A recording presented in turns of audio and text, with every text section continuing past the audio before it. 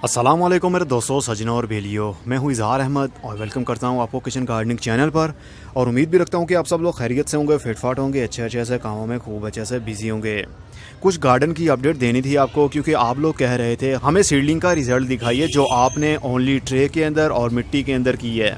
मेरा प्लान तो यही था, जो सीडलिंग अभी मैंने की है उसका रिज़ल्ट आपको तभी दिखाऊं जब हम उसका फ्रूट हासिल करेंगे, जैसे मिर्ची के पौधे, टमाटर के, बैंगन के और फूलों वाले कुछ। लेकिन आपको रिज़ल्ट शो करवाना अब लाजमी बन चुका है, क्योंकि आप बार बार कह रहे हैं कि हमें सीडलिंग का रिज़ल्ट दिखाइए जो आप करने वाले थे।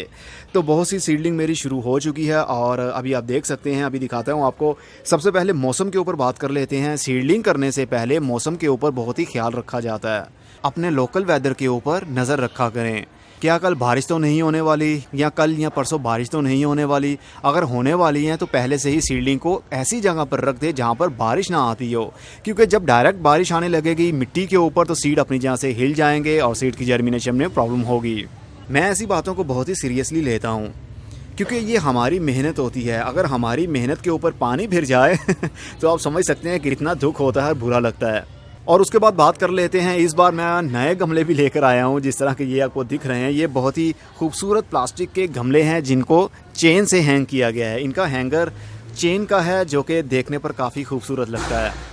इसके अंदर मैंने पर्दा बेल भी लगा दी है, जिसको कर्टन वाइन कहते हैं, और इसको सेहरा बेल भी कहा जाता है। इस बेल की क्वालिटी और ख़ूबसूरती ये है कि नीचे वाली साइड पर आती है, जो देखने पर बहुत ही खूबसूरत लगती है। इतना गमला नज़र नहीं आएगा जितने इसके पत्ते और ब्रांचेस लटक रही होंगी। तो ज़रा सोचिए कितनी प्यारी लगेंगी। और ये है भी एवरग्रीन, सर्दी गर्मी इसकी ग्रोथ इसी तरह होती रहती है। और मनी प्लांट्स तो बहुत सारे मैंने बेच भी डाले हैं। और अब ये नए छोटे गमले भी लाया हूँ मैं। जो लोग कहते हैं कि छोटे गमलों के अंदर हैंगिंग पॉट छोटा हो, उसके अंदर पौधे लगे हों तो खूबसूरत लगते हैं। तो ये देखिए वंडरिंग यू, कुछ दिन पहले मैंने वीडियो बनाई थी कि एक गमले के अंदर कटिंग्स लगाई हो तो किस तरह उनको सेपरेट किया जा सकता है बहुत ही आसानी से। तो ऐसे गमलों के अंदर भी उसको मैंने शिफ्ट कर दिया है और कुछ सिंगल कटिंग मैंने लगाई है गमलों के अंदर। और ये 10 से 15 दिन में बिल्कुल रेडी हो जाएगी। इसकी ब्रांचेस साइड पर लटकना शुरू हो जाएंगी। ये छोटा सा पॉट काफ़ी खूबसूरत भी लगता है लटका हुआ। अभी बहुत सारी कटिंग्स चल रही हैं। गुले दाऊदी की कटिंग भी रेडी हो चुकी है। गुले दाऊदी की कटिंग के ऊपर मेरी वीडियो बन चुकी है। 1 से 2 दिन में आपको वो देखने में मिल जाएगी, किस तरह हमने कटिंग लगाई और किस तरह उसको सेपरेट किया। सारे के सारे ही बिल्कुल रेडी हो चुके हैं। और मैंने काली मिर्च के ऊपर भी वीडियो बना रहा हूँ कि काली मिर्च की कटिंग हम किस तरह लगा सकते हैं। ये काली मिर्च का मेरे पास पौधा है, लेकिन लाहौर में इसको फ्रूटिंग नहीं होती, क्योंकि ये ठंडे एरिया में, हिल्स एरिया में अच्छे से ग्रोथ करता है, लेकिन हमारे यहाँ आइडियल टेम्परेचर नहीं होता इसके लिए। तो इसको किस तरह, ये नई टेक्निक मैं यूज़ कर रहा हूँ। इसका मुझे बहुत ही अच्छा रिजल्ट मिला था, तो इसलिए अब मैंने इसके ऊपर वीडियो बनाई है। कुछ दिनों में इसकी रूटिंग शुरू हो जाएगी, तो आप लोगों के साथ शेयर करूंगा कि किस तरह कटिंग को कामयाबी से नए मेथड से ग्रो कर सकते हैं। पुदीने के ऊपर भी वीडियो बन रही है मेरी। पुदीने की कटिंग आप किस तरह आसानी लगा सकते हैं। और मनी प्लांट के ऊपर तो बन ही रही है, वो भी कुछ ही दिनों में रेडी हो जाएगी। और क्रीपर जैनी की कटिंग्स भी मैंने लगाई, क्योंकि क्रीपर जैनी की मेरे पास बहुत ज़्यादा कमी हो गई थी। इसकी ज़्यादा डिमांड होती है, क्योंकि ये देखने पर काफ़ी खूबसूरत लगती है हैंगिंग पॉट के अंदर लटकी हुई। तो अब सर्दी के दिन आ गए हैं। सर्दी के दिन इसके लिए ग्रोथ करने के बहुत ही आइडियल दिन होते हैं। इसके पत्ते ग्रीन ही रहते हैं और नई नई ब्रांचेस निकलती ही रहती हैं। गर्मी में भी ये ग्रोथ करता है, लेकिन बहुत ज़्यादा गर्मी की वजह से इसके पत्तों के ऊपर बर्निंग आने लगती है। वैसे तो ये एवरग्रीन पौधा है, 12 महीने इसी तरह हरा भरा रहता है, लेकिन बहुत ज़्यादा गर्मी में हीट की वजह से प्रॉब्लम होती है। छोटे से गमले के अंदर स्वीट पोटैटो वाइन, जो देखने पर काफ़ी खूबसूरत लगती है। मैंने पानी का एक गिलास लिया और उसके अंदर बहुत सारी कटिंग्स लगा दी शकरकंदी की। तो कुछ ही दिनों में, 5 से 6 दिनों में उसकी अच्छे से रूटिंग शुरू हो गई। और उसके बाद मैंने निकाला और इस छोटे से प्लास्टिक के हैंगिंग पॉट के अंदर शिफ्ट कर दिया, और अब ये बहुत ही अच्छे से ग्रोथ कर रहा है और प्यारा भी लगेगा। 10 से 15 दिन में ये और भी बड़ा हो जाएगा और इसकी साइड ब्रांचेस जब लटकेंगी तो और भी देखने पर खूबसूरत लगेंगी। अक्सर मुझसे पूछा जाता है कि आप हैंगिंग पॉट के लिए कौन सी सॉइल यूज़ करते हैं, क्योंकि हैंगिंग पॉट के अंदर जाहिर सी बात है हम मिट्टी तो यूज़ कर नहीं सकते। अगर मिट्टी यूज़ करेंगे तो उसके गिरने का ख़तरा होता है, क्योंकि उसका वेट काफ़ी बढ़ जाता है जब हम उसको पानी देते हैं। तो मैं यूज़ करता हूँ 50% कोकोपीट और 50% कंपोस्ट। यहाँ पर काफ़ी अंधेरा है।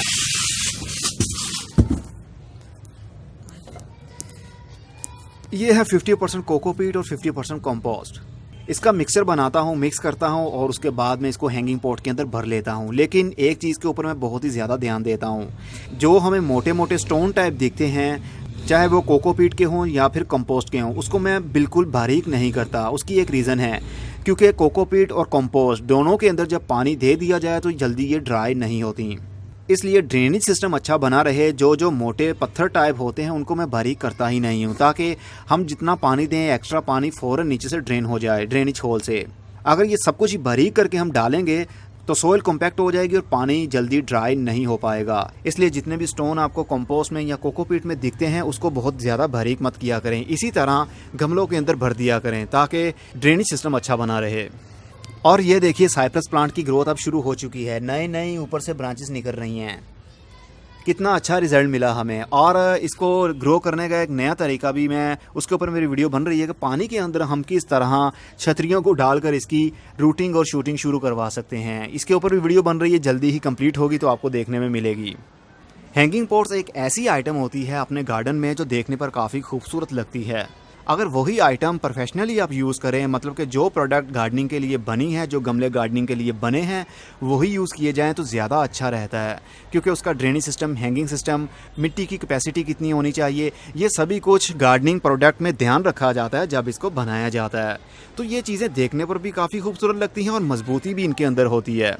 अब ये टोकरियों के अंदर भी अच्छा रिजल्ट मुझे मिला। मैंने स्पाइडर प्लांट लगाए हुए थे, करीब आई थिंक दूसरा साल है इनका, तो ये 2 पौधे मर गए थे और ये भी अब मर रहा है, क्योंकि एक लाइफ होती है पौधे की ग्रोथ करने की। वेरीगेटेड स्पाइडर प्लांट काफ़ी नाजुक भी होता है, ये देखने पर खूबसूरत तो लगता है लेकिन उतना ही नाजुक होता है, ये जल्दी ही मर सकता है। लेकिन जो ओनली ग्रीन वाला होता है ये जल्दी मरता नहीं है। इस बोतल के अंदर 2 साल हो गए लगे हुए को, अभी तक इसको कोई भी प्रॉब्लम नहीं हुई। पुराने पत्ते मुरझा जाते हैं, नए पत्ते आ जाते हैं।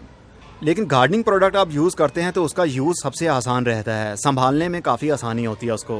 और डिफिन बाकिया के ऊपर मेरी वीडियो बन रही है कि कटिंग को किस तरह लगा सकते हैं। इस गमले के अंदर आपको मालूम है एक मेरा पौधा लगा हुआ था जो कि ये वाला था, काफ़ी बड़ा हो गया था। इसका पब भी मैंने निकाल के सेपरेट भी किए और बेचे भी, और इसकी कटिंग के ऊपर भी मैं वीडियो बना रहा हूँ, क्योंकि इसकी कटिंग के ऊपर मेरी कोई वीडियो नहीं थी, इसलिए मैंने सोचा कटिंग के ऊपर भी वीडियो बनाई जाए। इवन के सितंबर का महीना है और आजकल कटिंग नहीं लगाई जाती इसकी कटिंग लगाने के लिए सबसे बेस्ट मौसम यही होता है कि बाहर के दिनों में लगाएं, लेकिन मैं लगा रहा हूँ सितंबर के महीने में और मुझे लगता है कि अच्छा रिजल्ट पाऊंगा।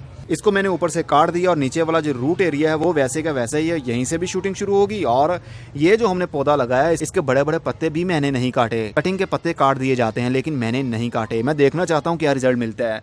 एक 7 इंच के मिट्टी के गमले के अंदर मैंने इसको लगा दिया और पानी थोड़ा दिया है, क्योंकि कटिंग को ज़्यादा पानी देंगे तो ये गल जाएगा। अब देखेंगे कब तक इसकी रूटिंग और शूटिंग शुरू होती है। नया पत्ता तो अभी भी निकल रहा है इसका, लेकिन देखेंगे 7 दिन के बाद क्या रिजल्ट मिलेगा।